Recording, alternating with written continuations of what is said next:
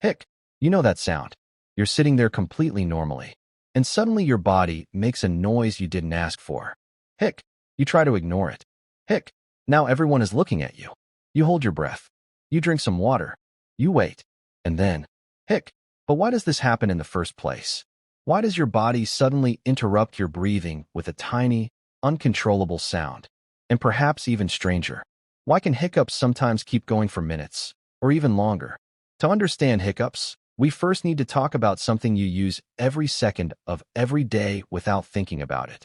Breathing. Every time you breathe in, a large muscle underneath your lungs called the diaphragm moves downward. This creates more space inside your chest, allowing your lungs to expand and fill with air. When you breathe out, the diaphragm relaxes and moves back upward. Normally, this process happens smoothly. In, out, in, out. You don't have to think about it. But a hiccup happens when the diaphragm suddenly contracts involuntarily. In other words, it moves when you didn't tell it to. And that's where the strange sound comes from. When the diaphragm suddenly contracts, you quickly breathe in. Almost immediately afterward, a structure at the top of your throat called the glottis closes. That sudden closure interrupts the flow of air, and that creates the familiar sound. Hic. So technically, that little noise isn't your diaphragm making the sound. It's the sudden interruption of airflow caused by the closing of the glottis. Your body basically creates a tiny breathing interruption and gives it a sound effect. But what makes the diaphragm suddenly contract? That's where things get interesting. Sometimes hiccups can happen after eating too quickly. Eating a large meal can stretch your stomach, which may irritate or affect nearby nerves involved in controlling the diaphragm. Carbonated drinks can also contribute because they can increase the amount of gas in your stomach.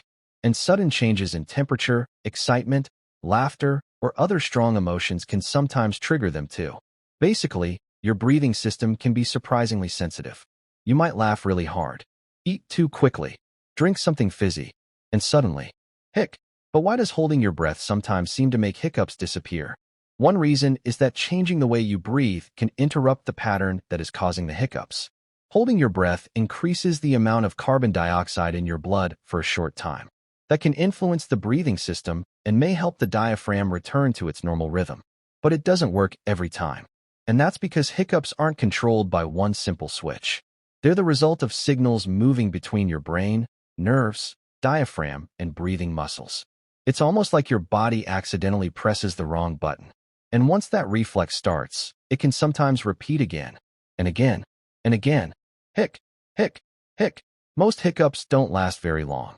They usually disappear on their own as the breathing system settles back into its normal rhythm. But occasionally, hiccups can last much longer than expected. Very persistent hiccups can sometimes be connected to an underlying medical problem or irritation affecting the nerves involved in breathing. That's uncommon, though. For most people, hiccups are simply a temporary and annoying interruption. And here's something pretty funny about them. You can control many things your body does. You can decide when to walk. You can choose when to speak. You can even hold your breath for a short time. But when a hiccup reflex starts, your body can basically say, "Nope, we're doing this now." And suddenly you're sitting there waiting for your own diaphragm to calm down. So the next time you get a hiccup, remember what's actually happening. Your diaphragm has suddenly contracted. You quickly breathe in. Your glottis closes. And that creates the little hic sound. It's not your body malfunctioning. It's simply one of those strange automatic reflexes that reminds us how much of our body works without us consciously controlling it. And honestly, it's pretty amazing that something as ordinary as breathing can produce such a ridiculous little sound. Hic.